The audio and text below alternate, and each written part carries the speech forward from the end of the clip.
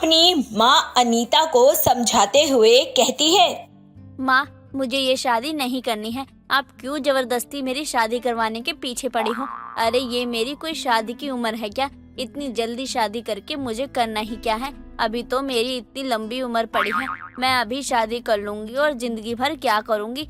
घर के कपड़े धोऊंगी, बर्तन धोऊंगी, यही काम बचा है क्या? मेरी लाइफ का और कोई गोल नहीं है क्या? अरे मैं कहाँ तुझे किसी चीज के लिए मना कर रही हूँ। मैं तो खुद कह रही हूँ तुझे अपनी जिंदगी जिस तरीके से जीनी है तो जी सकती है। एक बार शादी कर ले, उसके बाद तेरा जो मन करे तो वो करियो। सब तेरी मर्जी का ही होगा। तुझे कोई रोक टोक नहीं होगी और ना ही तुझे किसी की सपोर्ट की जरूरत पड़ेगी। तेरा पति होगा, वही तुझे आने वाली जिंदगी के लिए सपोर्ट करेगा, बल्कि तेरी सारी बातें मानेगा, तुझे खुश रखेगा। ऐसी किस्मत हर किसी को नहीं मिलती है जैसी तेरी है। माँ, ये बात तो आपने बिल्कुल सही की। वाकई में ऐसी किस्मत किसी की नहीं होगी जैसी मेरी है। जहाँ एक माँ की बेटी अपनी जिंदगी में कुछ करना चाहती है, वहाँ अपना नाम बनाना चाहती है, अपनी जिंदगी को ऐसे ही व्यर्थ नहीं करना चाहती, और वहीं दूसरी तरफ उसकी माँ उसकी शादी करवाकर घर का चूल्हा चौका करवाना चाहती है। माँ, एक बात खुद सोचो, अगर मैं अपनी लाइफ में कुछ करना चाहती हूँ तो उसमें बुराई ही क्या है? मैं अगर नाम कमाऊंगी तो उसमें आपका भी तो नाम होगा ना। और आपकी बेटी कुछ अच्छा कर रही है, ये सब जानकर आपको भी तो कितनी खुशी होगी ना। ये सब आप क्यों नहीं सोच रही हो माँ? ये सब बातें तेरी कान में डाल कौन रहा है? अरे तू अगर लाइफ में कुछ करेगी तो मुझसे ज्यादा खुशी किसे ही होगी? यहाँ तक कि तेरे पति को भी नहीं होगी इतनी खुशी। लेकिन बस मैं चाहती हूँ कि तू अपनी जिंदगी में खुश रहे, नाम कमाए, अपने पति के साथ कमाए और दोनों खुशी खुशी रहो और तरक्की करो। तू मेरे लिए जिम्मेदारी है और मैं अपनी जिम्मेदारी खत्म करनी चाहती हूँ, इसलिए मैं तेरी शादी करवा रही हूँ। मुझे तो अच्छा लगेगा कि तुझे कोई संभालने वाला आ जाएगा।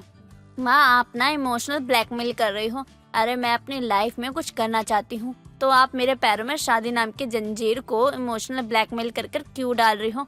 देखो, मैंने साफ साफ कह दिया है, मैं नहीं करने वाली हूँ ये शादी। और ये बात आप अपने दिमाग में अच्छे से डाल लो, क्योंकि आप चाहे कुछ भी कर लो, मैं तो शादी गलती से भी नहीं करने वाली हूँ। अरे शादी कर कर हर कोई फंस जाता है, तो मैं कैसे नहीं फंसूंगी? मैंने भी देखा है अच्छे अच्छे को, और मैंने बहुत कुछ सुना भी है, लेकिन मैं उसमें अपना नाम दर्ज नहीं करवाना चाहती हूँ।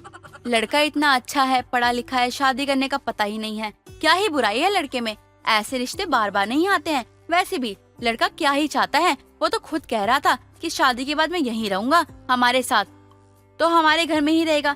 तो तुझे टेंशन किस बात की है? शादी के बाद तुझे जो करना हो तो कर सकती है, बल्कि तेरा पति भी तेरा सपोर्ट करेगा और तू अपनी माँ के साथ भी रह लेगी। लेकिन तेरी तो नौटंकी ही नहीं खत्म हो रही है। ठीक है ना, अगर आपको ये सब मेरे नाटक लग रहे हैं तो नाटक ही सही, क्योंकि मेरा नाटक अब यकीन में बदल जाएगा। मैंने अपना फैसला सुना दिया है आपको, और मेरा फैसला मानना अब आपका फर्ज बनता है। शादी मैं नहीं करूंगी, इतनी जल्दी तो मतलब नहीं करूंगी। जब तक मैं अपनी जिंदगी में कुछ बन नहीं जाती, कुछ कर नहीं लेती, तब तक मैं कभी शादी नहीं करूंगी। ये बात अपने दिमाग में आप अच्छे से डाल लीजिए। बताओ, अब यही दिन देखना रह गया था। मैंने तुझे अकेले पाल पोस के इतना बड़ा कर दिया। मैं चाहती हूँ कि तेरी शादी हो जाए, लेकिन तू है कि शादी के लिए मना कर रही है। ऐसे लड़के ना बार बार नहीं मिलते हैं जो दामाद बनने के लिए तैयार हो जाए। तूने मेरे अरमानों पे और मेरी जुबान पे मिट्टी डाल दी। मेरी जुबान की कोई कीमत नहीं है क्या? अगर तूने शादी नहीं की ना तो मैं खुद को फांसी लगा लूंगी। प्रियंका अपनी माँ की बातों में आकर शादी करने के लिए मान जाती है और कुछ ही दिनों में प्रियंका की शादी रोहित नाम के लड़के के साथ हो जाती है। रोहित का स्वभाव बहुत ही अच्छा था, इसीलिए कुछ ही दिनों में रोहित प्रियंका का दिल जीत लेता है और प्रियंका को भी अब अपनी शादी का कोई पछतावा नहीं होता और वह बहुत खुश रहने लगती है। प्रियंका और रोहित की नजदीकियां बढ़ने लगती हैं और उन दोनों की शादीशुदा गाड़ी अपनी रफ्तार से चलने लगती है। लेकिन रोहित सिर्फ और सिर्फ अनीता की वजह से प्रियंका को समय नहीं दे पाता है। ऐसे ही एक दिन प्रियंका और रोहित रात के समय एक दूसरे की बाहों में थे कि तभी अनीता उनके कमरे में आ जाती है और कहती है, अरे दामाद जी, मैंने आपको एक काम दिया था। मैंने आपसे कहा था कि हमारी वो वाली फैक्ट्री जो है वहाँ आप संभाल लेना, जो शहर के बाहर है। आप वहाँ गए नहीं। अरे फैक्ट्री का काम रुका पड़ा है, अब आप नहीं देखेंगे तो कौन देखेगा? ये सब बात हुई थी ना हमारे बीच में। माफ करना सासू माँ, मेरे दिमाग से ही निकल गया। इतना सारा काम रहता है फिर ध्यान ही नहीं रहता। कि कौन सा काम किया है और कौन सा काम नहीं किया। लेकिन आप चिंता मत कीजिए, मैं अभी चला जाता हूँ। काम पहले का ज्यादा जरूरी है, बाकी सब तो बाद में भी होता रहेगा। अरे ऐसे कैसे बाद में होता रहेगा? मैं यहाँ आपकी पत्नी घर में हूँ और आप रात के समय बाहर जा रहे हैं। माँ, आपको भी तो थोड़ा सोच समझ कर आना चाहिए था ना। पहले आप शादी के पीछे पड़ी थी, अब शादी कर ली है फिर भी अपने दामाद के पीछे पड़ी हैं। थोड़ा तो हम दोनों को अकेले में समय दे दीजिए ना। जब से शादी हुई है तब से दामाद जी दामाद जी दामाद जी। अरे जब तक दामाद जी घर में नहीं आए थे तब तक तो आपको कोई काम नहीं हो रहे थे, और जब आ गए हैं तब इतने सारे काम हो जाते हैं आपको। अब ऐसी कौन सी नौबत आ पड़ी है आपको? नौबत तो आ ही गई है, लेकिन ये बात भी सच है कि जो बात दामाद जी और मेरे बीच में हुई है वो हम तुझे नहीं बताएंगे, क्योंकि दामाद जी तो सारा काम एक हाथ से संभाल लेते हैं। और दामाद जी, आपने इसी समय फैक्ट्री के लिए निकलिए, मैं भी चलती हूँ आपके साथ। प्रियंका काफी परेशान हो जाती है क्योंकि अपनी ही माँ की वजह से प्रियंका और रोहित दोनों ही एक दूसरे के साथ समय नहीं बिता पा रहे थे। यह सब बातें प्रियंका को अंदर ही अंदर गुस्सा करने पर मजबूर कर रहे थे। ऐसे ही एक दिन प्रियंका रोहित के साथ बाहर डिनर पर जा रही होती है कि तभी अनीता उन्हें बीच में टोक कर बोलती है।